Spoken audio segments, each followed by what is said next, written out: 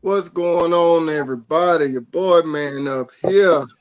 We're getting ready to do video again, talking about current wrestling champions. But y'all know we don't never stay on topic, so Never.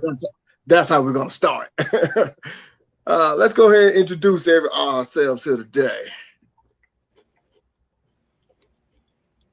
Wait, who's going? All right, let's try this again. I thought you were leading into your own introduction. What I the was like, Oh man. So let's go ahead and introduce ourselves today. Who we got here? well, all right. I guess we are, all admins in the Jagujan Belt Maker group. If you're not a member, please join that.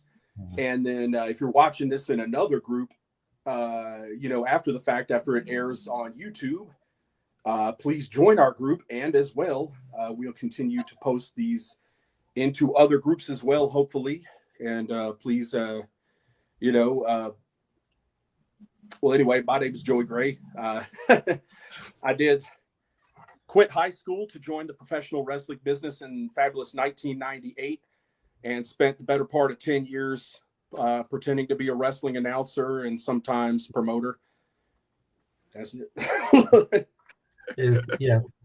Cedric D, long time wrestling fan. Oh dear gosh, I'm coming up on 40 years of being a wrestling fan. Crazy enough, huh? So yeah, wrestling fan, wrestling enthusiast, belt collector, all that good stuff. Yeah, I've been. You forgot to mention that you were a professional wrestler. Yeah, I gotta keep that quiet. Okay. I don't need the heat, brother. Find all his videos on YouTube. No, I'm just kidding. Yeah, we're all part of the Jagu Belt Maker group. It is a private group. The link will be in the description box if you want to join the group. And we can have some fun and talk some noise, show off your belts. Drama free, all that. This is a place that we go to enjoy ourselves, escape the craziness of the world, like I always like to say, and enjoy yourselves. Exactly. And if you're in the Jagu Maker group, and you'll watch this live, go ahead. If you have comments, go and drop them in the comments, and we'll read them on the air. Okay. Yeah. All righty. So we want to talk about the current top champions. I know I mostly talk about WWE, and y'all talk about other promotions as well. But I'm gonna give you your props, though. I'm gonna give you your props because let me be real with y'all for a quick second. Because when I tell you, when we have our conversations and all he goes with us with WWE, that is a process for him to post anything outside of that. So I'm gonna give him his props. He's coming around. He is coming around. So golf clap, sir. Golf clap. Hey, like I said, man, y'all rubbing off on me. I'm just saying. But granted, but I'll caveat with this: that was before the whole regime change, and now WWE is somewhat watchable now. I'm sure we'll touch on that a little bit later on as well. Yeah. All righty. So let's go ahead and get this started. And let's start with you, Mr. Coffee Drinker, Mr. Joey there. Well, it seemed like he raised his hand when he did like that. So, I thought he wanted to go first. No. I think I'm Dave Meltzer Jr., so I've been following the G1 because I think Japanese wrestling is better than anything else. No, I'm just playing. Nah, I'm not on that thing. But what's up, Ben? Ben, what's going on? What's going on, everybody, Mr. Ben? But I did enjoy watching what I watched at the G1 Climax from New Japan Pro Wrestling, and I got to say right now, from all the shows he's appearing on, it's hard for me not to point out how much I'm enjoying Switchblade Jay White, and I've enjoyed him ever since basically he returned from the United States to New Japan from excursion and came out with this character, which I think kind of broke some barriers in New Japan, because New Japan isn't known for really, characters that have kind of transcended and kind of mirrored even like WWE type characters. Right. And I think Jay White's evolution of his character and everything like that has really been something to watch it. I think it's hard not to deny that when you're talking about like top champions in professional wrestling right now, hard not to mention the IWGP World Champion Switchblade Jay White. Funny story. I actually met him here in Texas. At a promotion, Wrestle Circus. It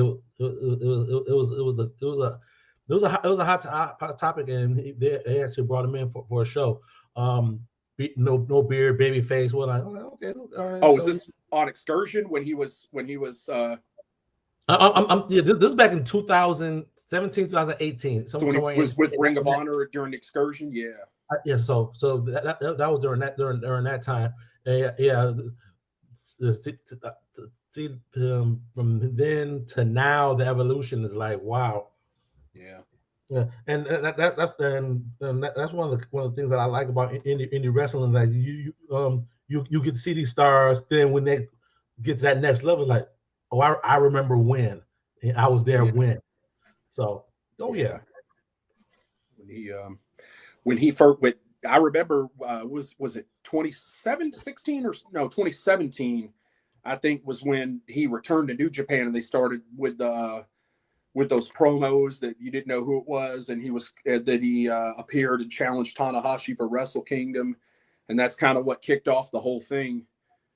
And then I guess the last 5 years or so, like he's one that I'd be surprised if WWE doesn't have on their radar for somebody they'd like to get and bring in and turn into what they want.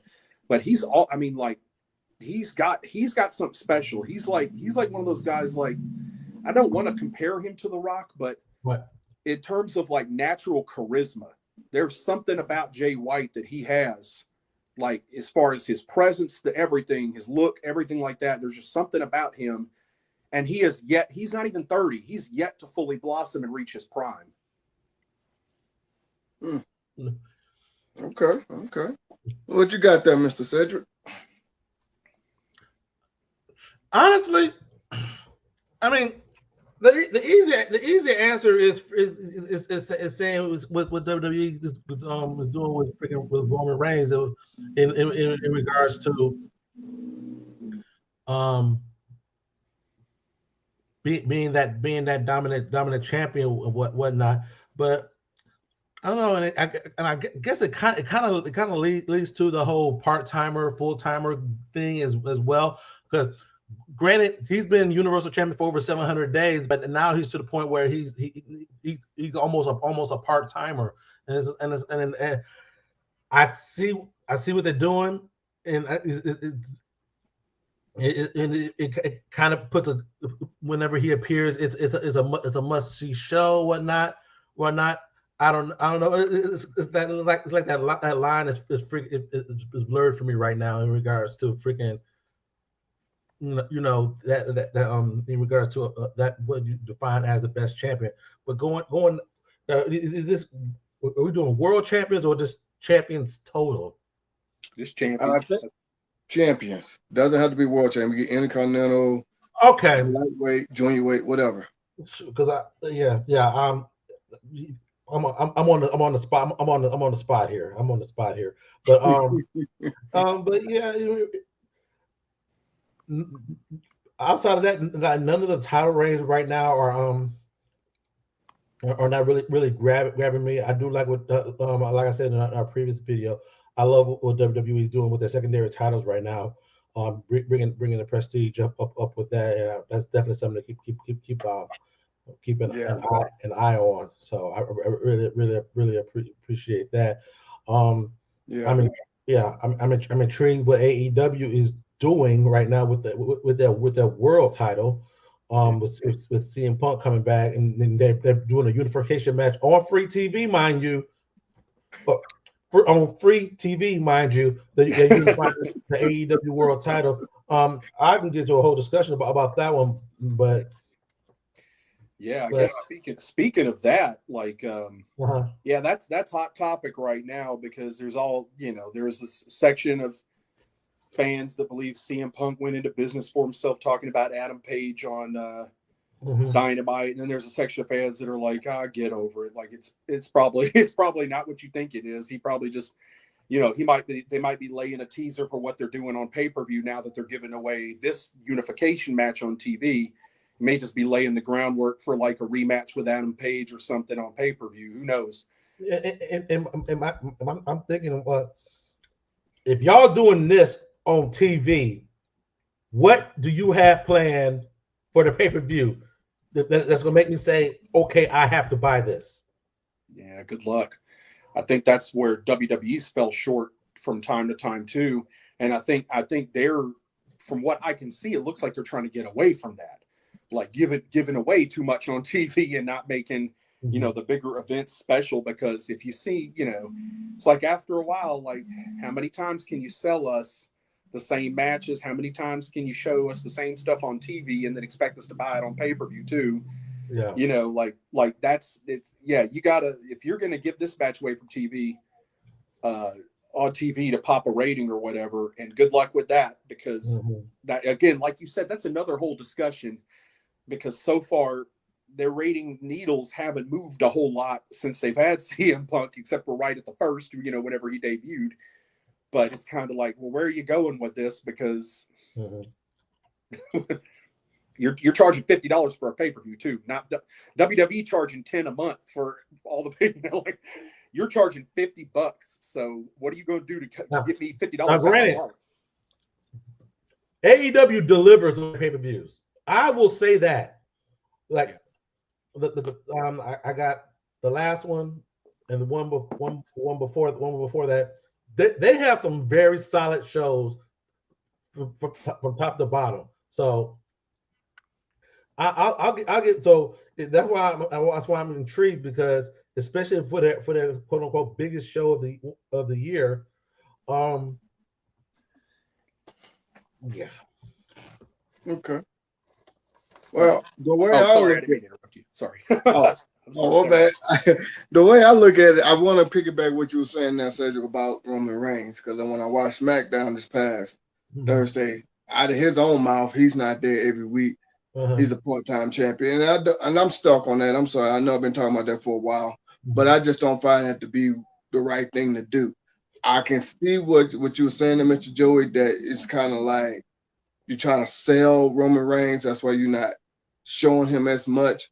But I guess I'm just old school, and I like to see my champion every week, all the time, whether they're in action or not in action, whether they just talking some noise or creating havoc or whatever the case may be.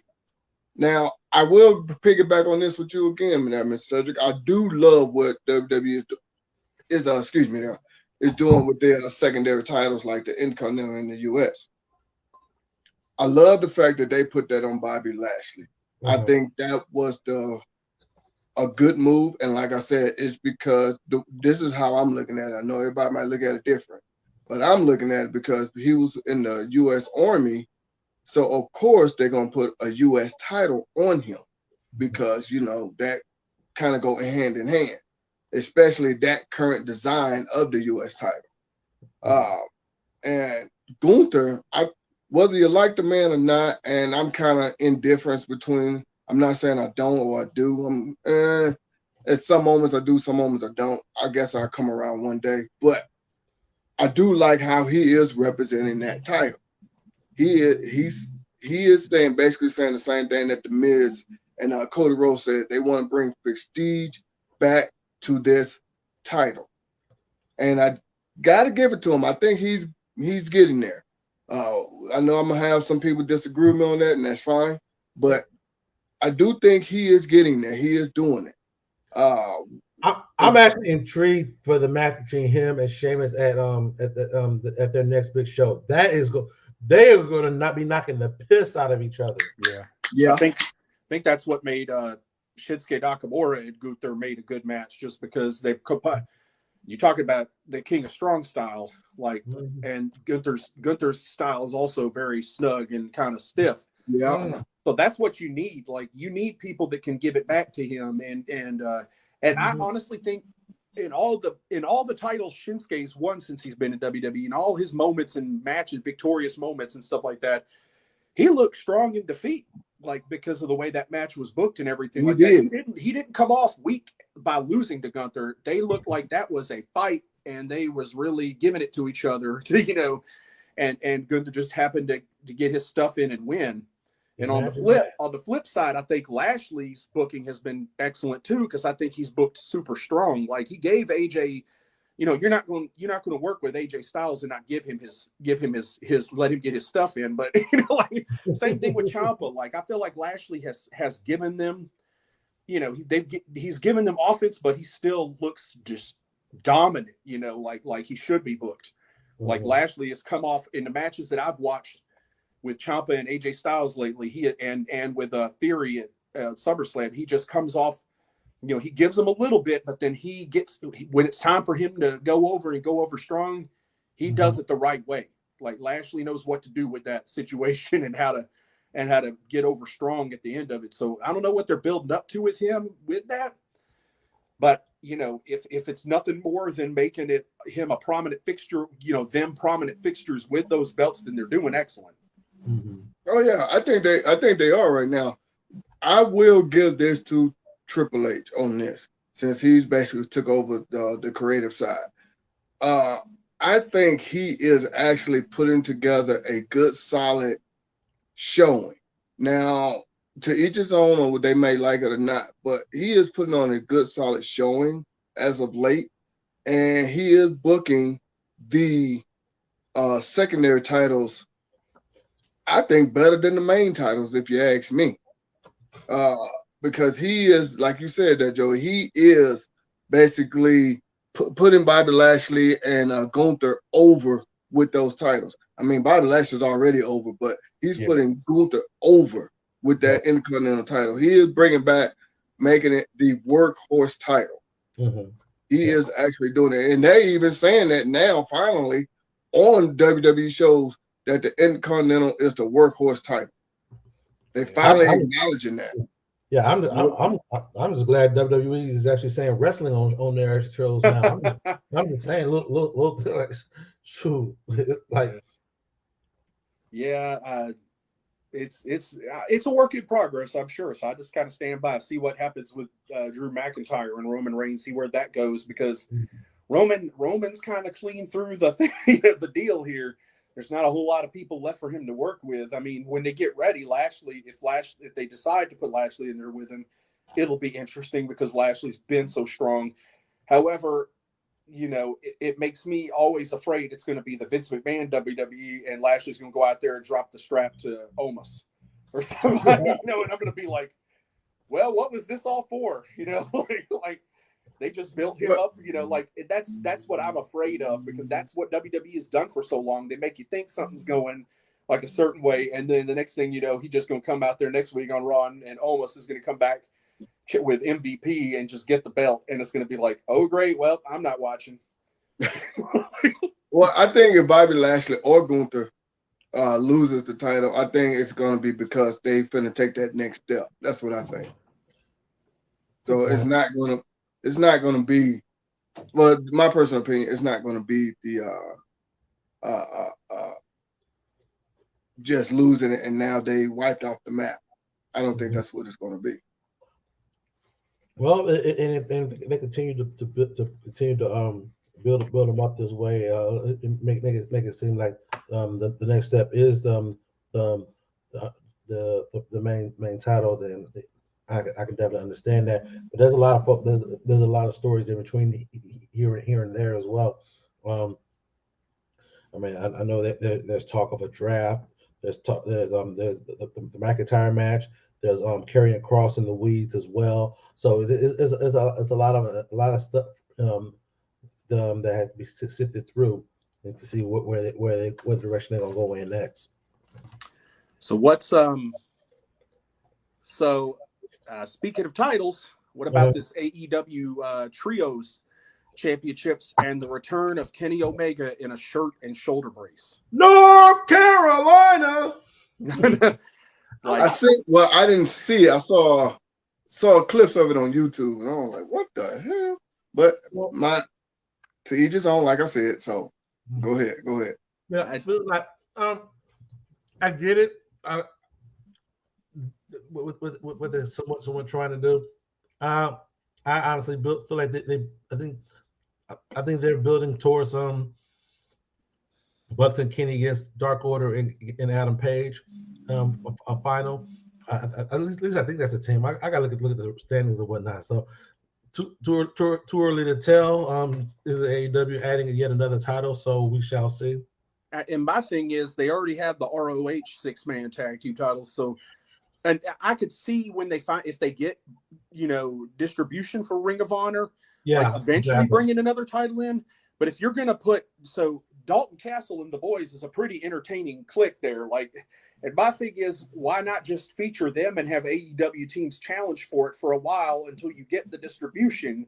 Why not feature the talent you already signed that has these belts that have already existed for years and just, and the thing is, like, while they already, showcasing ROH titles on their show, but I mean, either way, something doesn't make sense. And then ROH still doesn't have TV or streaming or anything like that. They're not taping anything for it.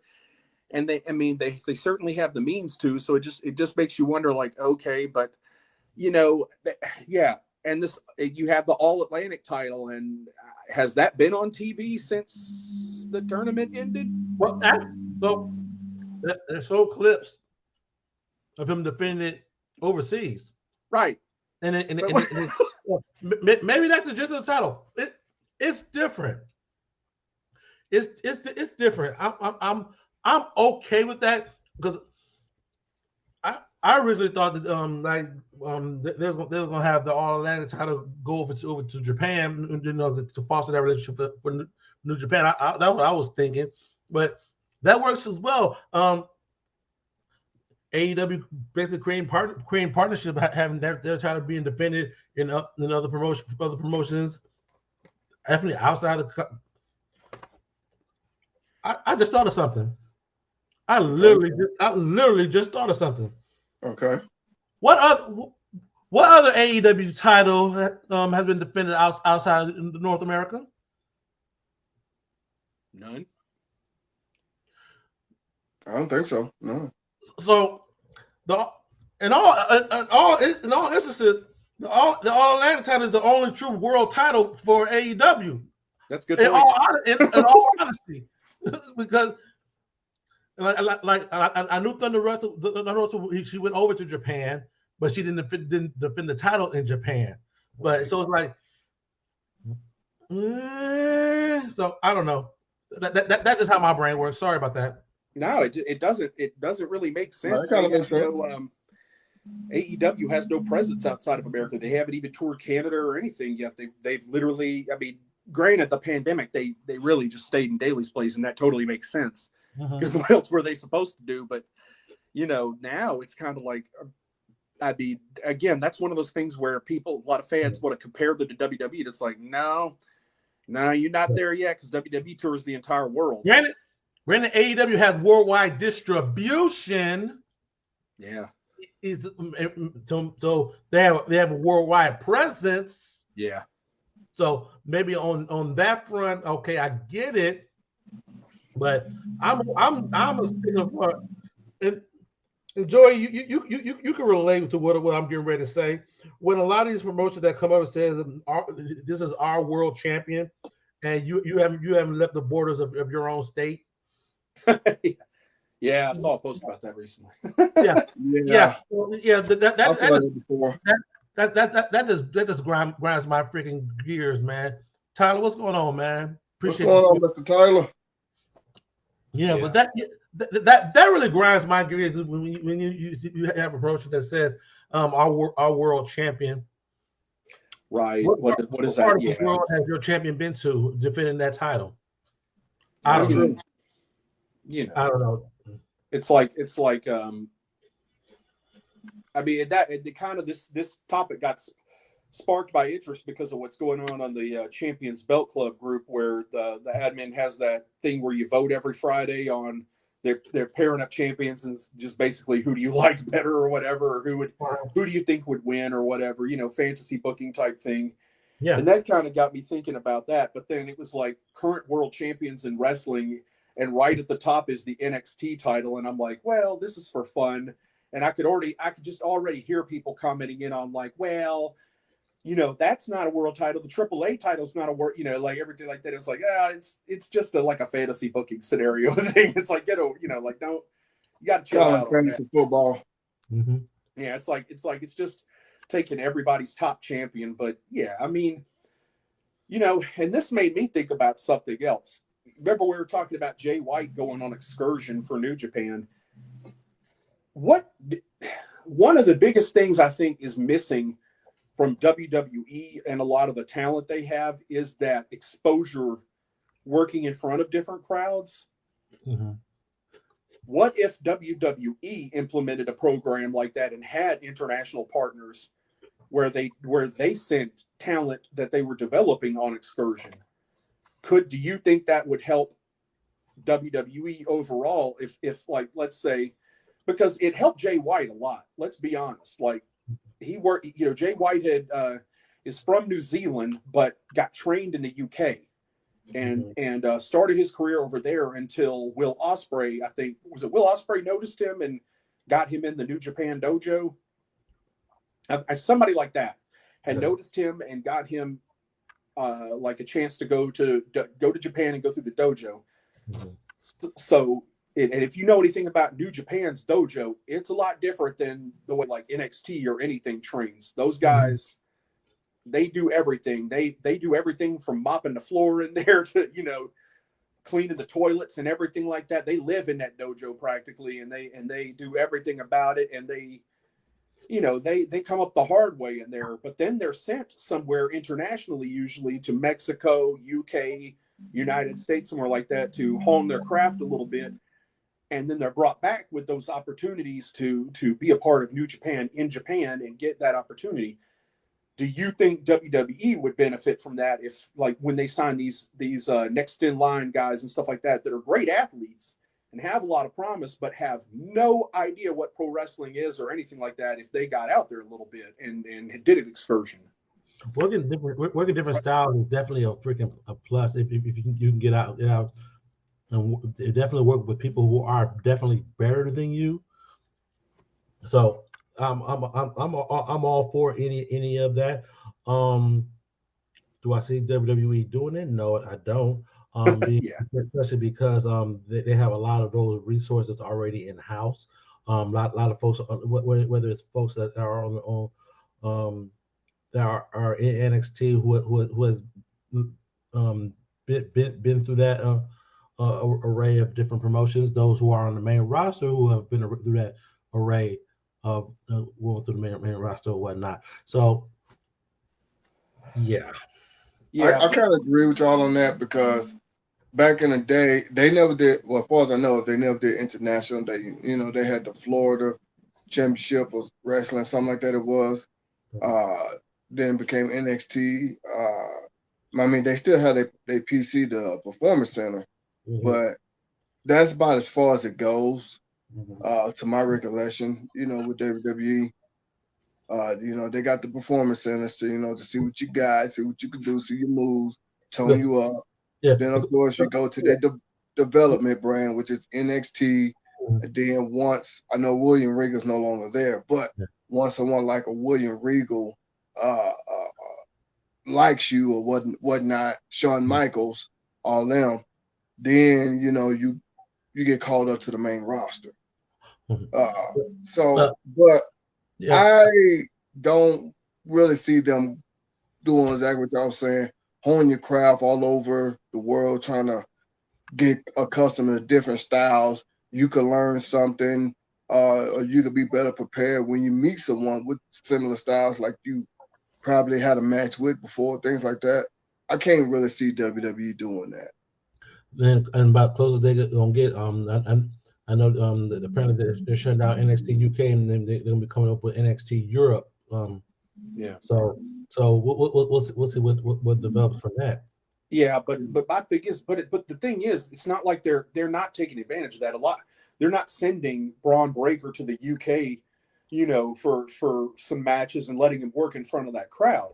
You know what I mean? They have the ability to do that, and it's not just about working with different people. It's about working in front of those different crowds too. Because if all you've ever done is done these studio shows in Florida your entire training, and then next thing you know, you're on a European tour.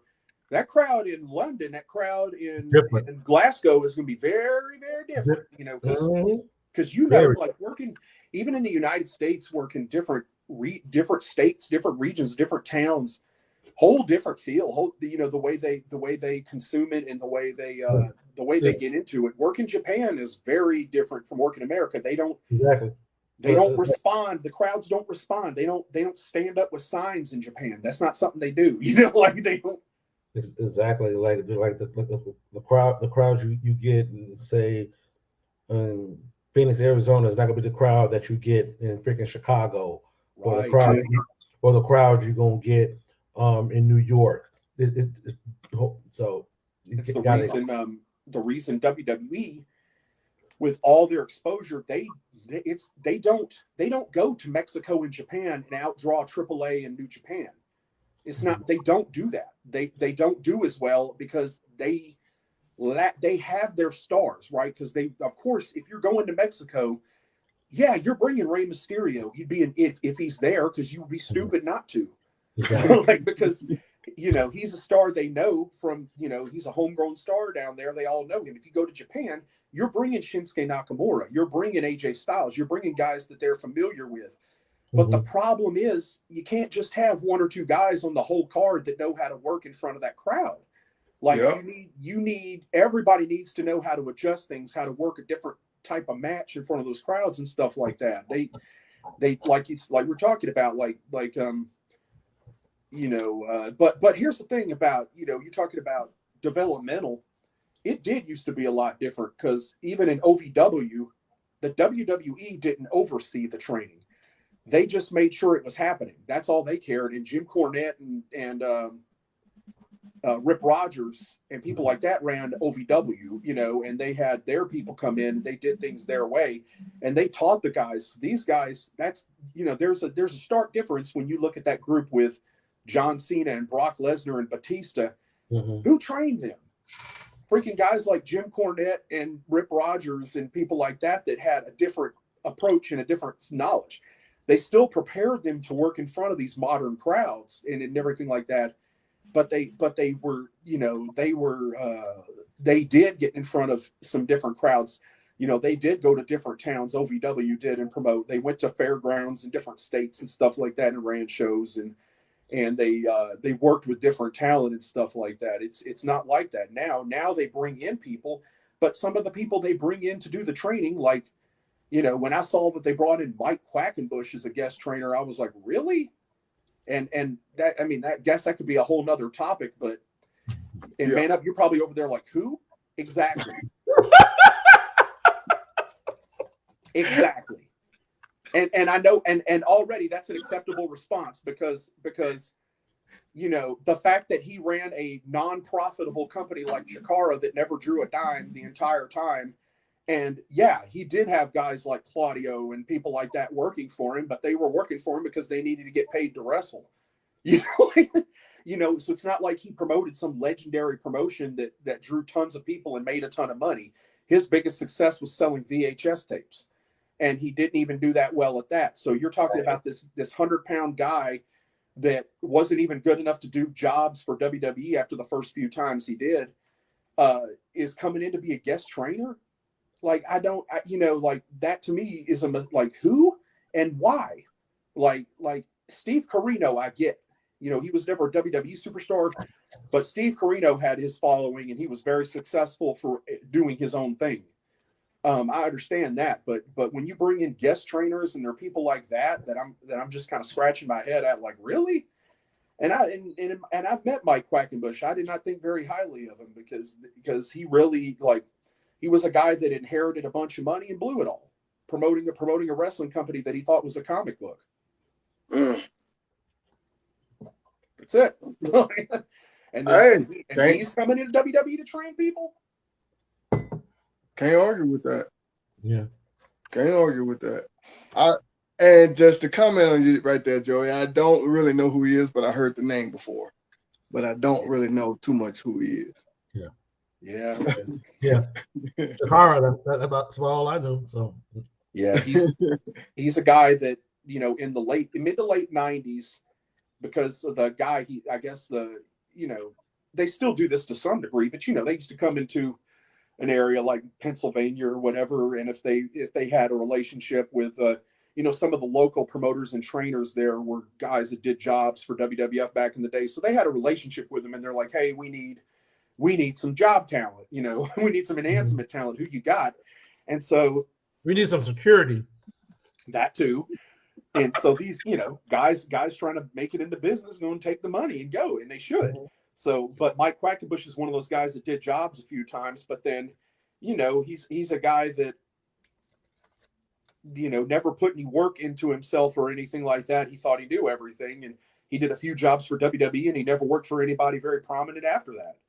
You know, that's about it. And then he started his own promotion where he thought, you know, taking guys that were known in Ring of Honor, putting them under masks and calling them Ant Colony was going to draw a crowd, you know, like, so it makes me question, why is this guy coming in to WWE to teach people? Because whatever he's got to teach is not gonna help them.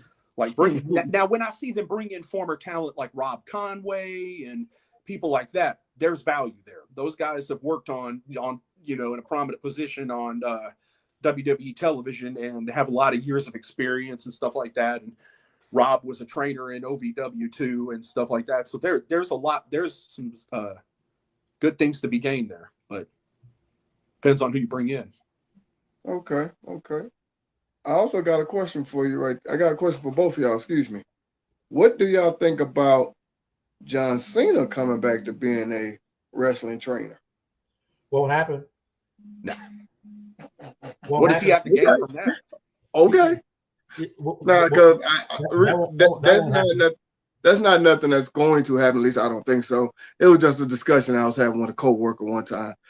They said that they think John Cena is going to be a great professional wrestling trainer, or whether it's WWE or New Japan, whatever. I was like, okay. You know, I just said, all right. I ain't argue. I just said, all right, whatever. Because a lot of my coworkers, we all talk wrestling because they know I'm a big wrestling fan. Mm-hmm. So we talk wrestling a lot. So we had these dumb conversations. So I mean, it's dumb. But he's a guy that if they talked into coming into NXT for a few days to evaluate and make some pointers, it'd be a good time for all those guys to shut up and listen. You know, like exactly. But short of that, that's about the most I think you'll ever have him do. He's a guy that's out there making movies and traveling the world and making millions and millions and millions of dollars. So why is he going to come decide like, hey, I'm just going to come live in Florida now and just train people in NXT? I don't see that happening. I don't see that. He hasn't reached he has not reached his peak in the movie industry. He's just kind of getting going in that the last few years. So he's got a lot. You know, in the next 10 years, I think John Cena is going to be making a lot bigger box office movies and stuff and becoming a lot more successful in that. Not that he's not successful now, but yeah. Like I say, it was just I have dumb conversations with coworkers all the time when it comes to wrestling. So, and that was one of them. I got plenty more, but I know we ain't got time for all that. But I'm just gonna let that be. But another one I have here is I want to talk about. We talked about some of our favorite current champions right now. I also want to talk about who's your favorite to become a champion. Doesn't have to be a world champion, but who's your favorite to become a favorite champ? You know, current. Okay, I'm wording that wrong. Let me reword that. Sorry. Who currently is not a champion? That is your favorite to become a champion. There we go.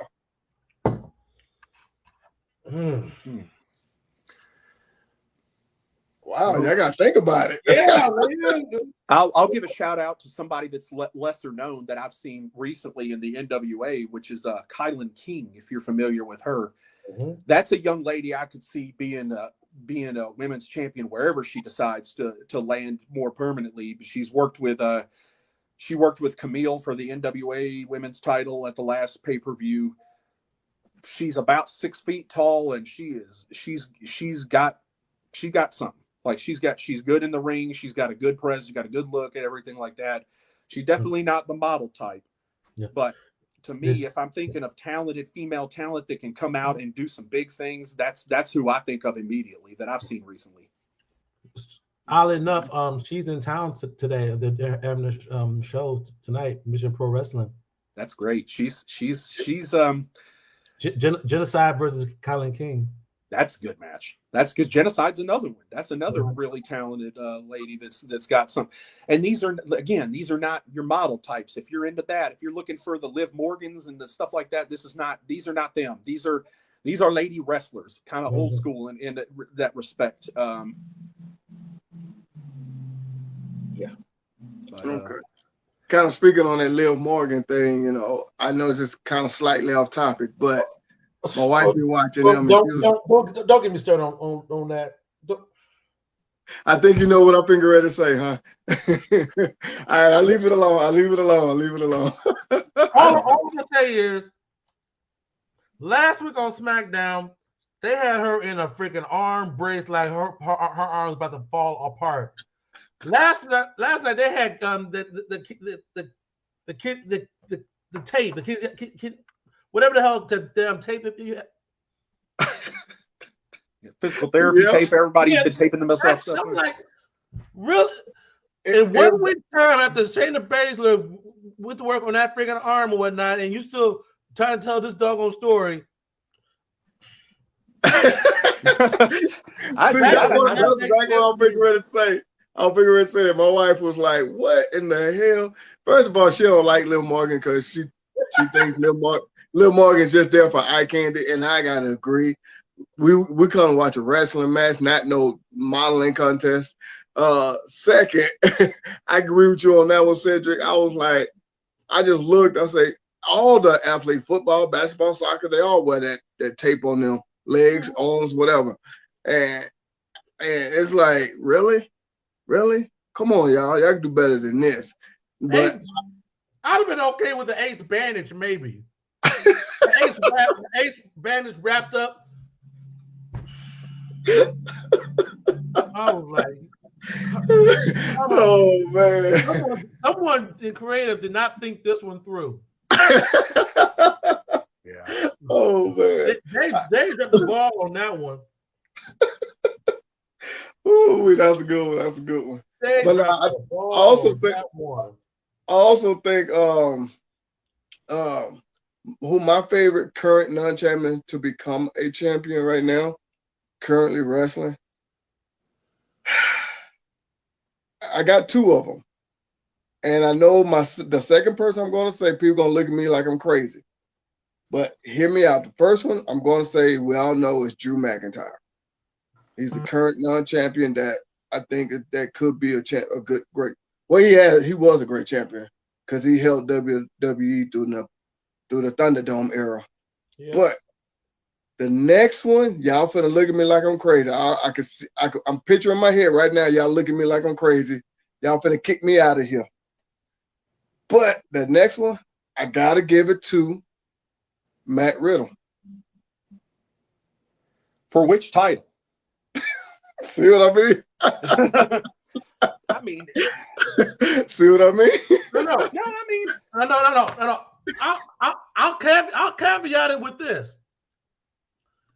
If a title, yes.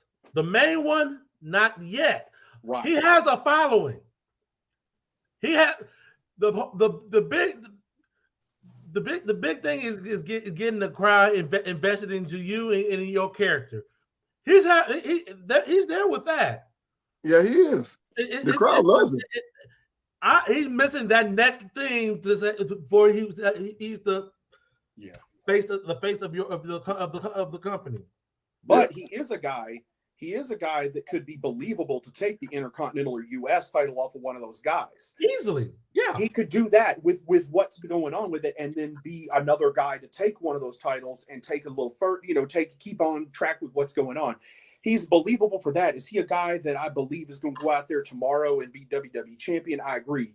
He ain't ready for that, but he is. But like, he got the rub of rubs because he was partners with Randy Orton.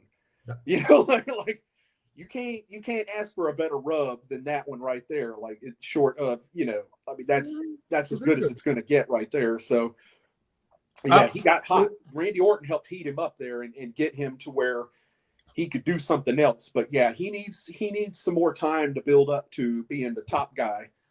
But could he dethrone Gunther or something like that coming up, in 6 months? Yeah, he could be a guy to do that. And he's beaten Lashley too, so yeah. Yep. He has beaten Lashley before. So, but I say that mainly because what Joey just said. It's a start that he got the crowd behind him. He is believable. He reacts to the crowd all the time. He's feeding them what they want. And that's what we have talked about before in previous lives.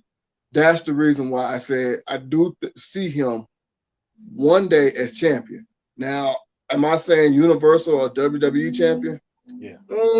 Maybe not right now, but US or Intercontinental, definitely, 100%. mm-hmm. But I do see him as a champion one day soon. Yeah. To put him in the top, like, it was okay to feed him to Roman a little bit and have some stuff there. That was good. Because that did give him a brush with that scene and tease him up there, so people could kind of get used to seeing him in there with somebody like that. So that's all good. That's good for him to do what he did with Roman already. And it honestly, like, sometimes it's what Roman needs to pass the time. He needs somebody he can get in there with and have some have something to go with. I was thinking also. Hang on, now I forgot. Oh, talking about champions, one guy that we didn't mention is the current Impact World Champion, Josh Alexander. Okay. That guy, like him and Jacob Fatu from the Ric Flair's last match, is pretty underrated. Awesome match. Yeah, that's two talent. Talk about two talents right there to look out for. Jacob Fatu special, but he's. I wish MLW was better than it was, because I don't think it's good enough for Jacob Fatu. I think he needs to go somewhere else. Okay. Maybe Impact would be a good home for him to go to next to get him to somewhere else. But he's a talent that I can't believe AEW hasn't gone after and done something with, because he's not somebody you have to throw $5 million at for a year. But he's very talented, and he's ready. Like, he's ready for the next level. Like, he's got something there that needs to happen. And so is Josh Alexander. Like, he's that young man is pretty special too. Like he's a little odd, different presentation right there. But I kind of followed him when he was doing the tag team with Ethan Page too. That was good stuff. Mm-hmm. Then he had a brush into X Division, and then he got then him and Moose had that thing where he won the belt and Moose stole it. That was kind of done well. Like, I'm not a huge Moose fan, but that whole thing I thought was done well, and it did good to build Josh Alexander up. And he's a guy like I'm gonna watch out for doing big things later on. Mm-hmm. Okay. Yeah, and I'm a caveat on the whole Impact thing. Impact has a crew. They have an amazing crew. I can't watch Impact. I know. I can't watch it. Not because I won't turn on TV to watch it. They're not available in my area. They're not available. So it's like I want to support, but it's like you got to be on. I understand Anthem owns Access TV, whatnot, but I just follow them on YouTube the best I can and clips and stuff like that. But I do enjoy what I get to see. And again, like like you said, Impact has a roster. Like if you're not familiar with Ace Austin, Chris Bay, a lot of those guys that are the American Awesome contingent talent. of Bullet Club. Awesome God, talent. man, that's a group there. Like it's those two right there, Chris Bay and Ace Austin, like in the X division or something special. Like I would love to see those guys go over and get a run with like the IWGP Junior Tag Team titles or something and bring it to America. They got an incredible freaking roster that folks are not able to freaking see. Yeah. Oh my gosh. They got the Good Brothers still in there, and they did have the Briscoes before the Briscoes signed with a Ring of Honor or whatever it is. they signed with them, so they're kind of out now. But the only thing is, like, some of the creative I think could use a little bit of an overhaul, because I have not really been interested in the Honor No More thing with the ex Ring of Honor guys. I think that's been kind of mishandled. Like, I'm bored seeing, I feel like Matt Taven should be somebody they should be working with a guy like Josh Alexander. Like Matt Taven is an underutilized talent. Like that guy, I enjoyed him when he was Ring of Honor World Champion. I think he's got a lot of talent to work as a top guy. I think if they could start putting him in a position better, he could be a guy, maybe not be the world champion in Impact, but at least work on top and work with some of those guys. But it seems like they're getting Matt Cardona ready to work with Josh Alexander, which I understand. Of course. Of course. I mean, okay. Yeah, I was wondering that, because I was kind of like, let's flip it a little bit, because I do think those two going to be great. Well, Drew was already a great champion. I think he's going to be a great champion again if they ever decide to put it on him. Yeah. But in the future, I think Riddle will make a great champion. Now, another person I think that could be a great champion again, I got to say Seth Rollins. I think he'll be a great champion again. Long overdue for it. Yeah.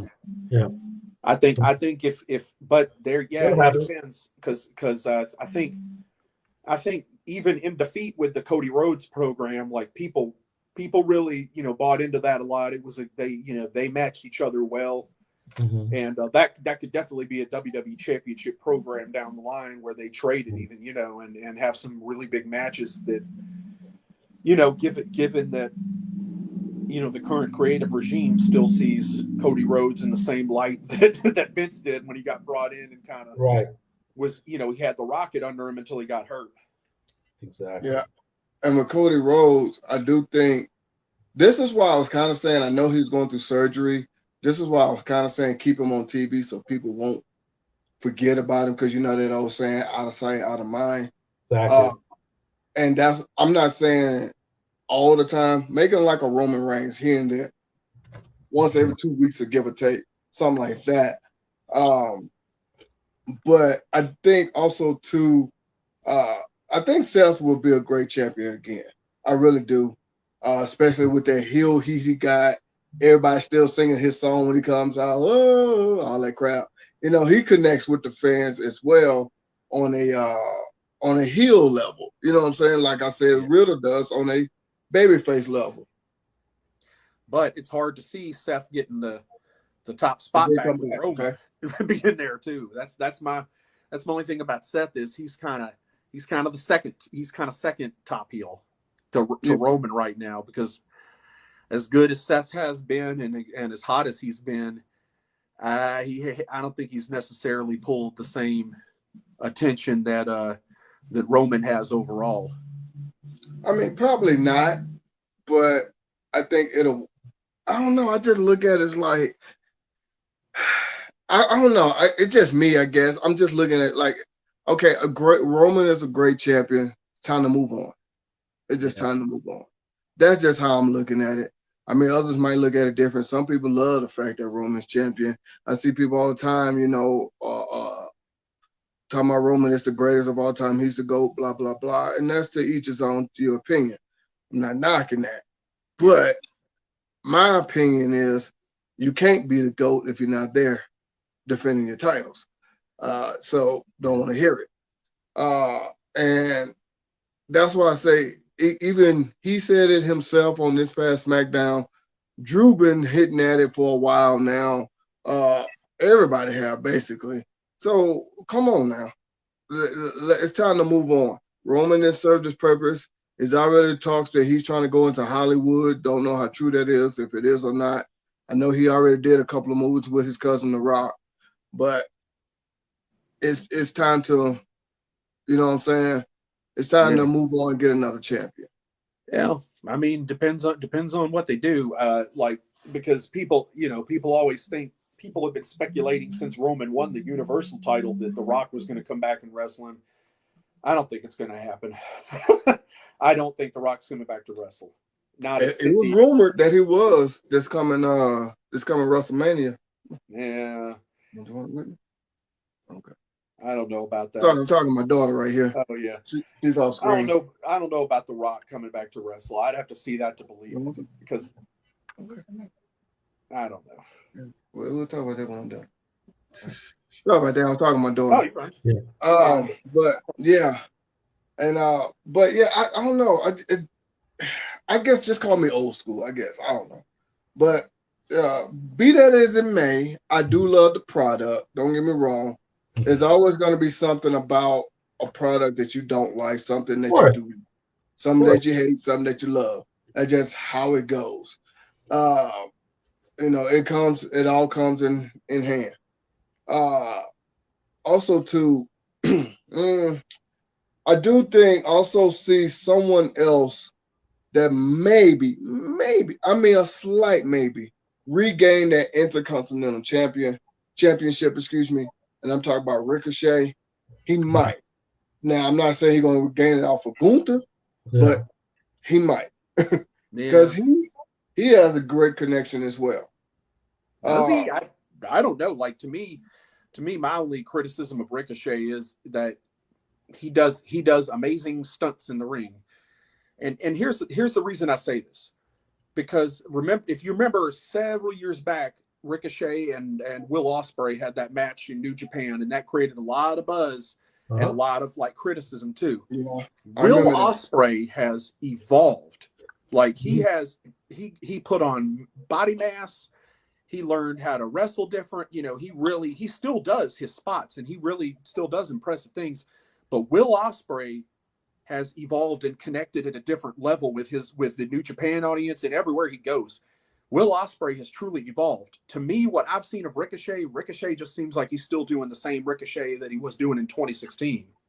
And I don't see the connection with the fans. I just see him still being impressive athletically and stuff like that, but I don't see any character or any charisma really, or any ability to speak or connect. I've never heard him really cut a promo either.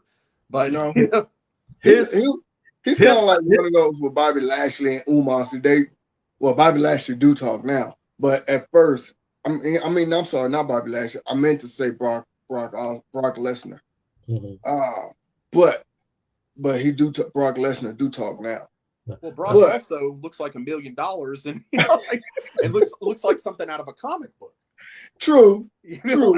But I kind of see that with Ricochet a little bit. I'm not saying it's going to happen right now. I'm not, but kind of see that. All right, fellas, it's almost that time. Any closing statements y'all want to give? I was just going to caveat on what was said about Ricochet. Ricochet is a WWE wrestler who should be in AEW because his style will translate to that fan base. And that's all I got. I can't argue that. I watched a little bit of AEW. That's why I sent y'all that in the group text. That's why y'all was talking about me at the beginning of the show. I see how it is. But yeah. But I got. But off topic a little bit. I gotta give it to Jade Cargill. I think she's a good. She has a bright future ahead of her if she keeps it up. But go ahead. Yeah. I didn't think I watched anything else other than WWE. Yeah. See, I watch a little bit of AEW. Just a little, just a tad. Yeah, we're gonna get that level up a little bit more. but good sir, I'm gonna go ahead and leave your man cave now, okay? Oh man, yeah. I gotta kick everybody out this man cave. Thank you for starting my outro. it's been fun. It's been well. I know everybody got to go. We all got things got to take care of as well.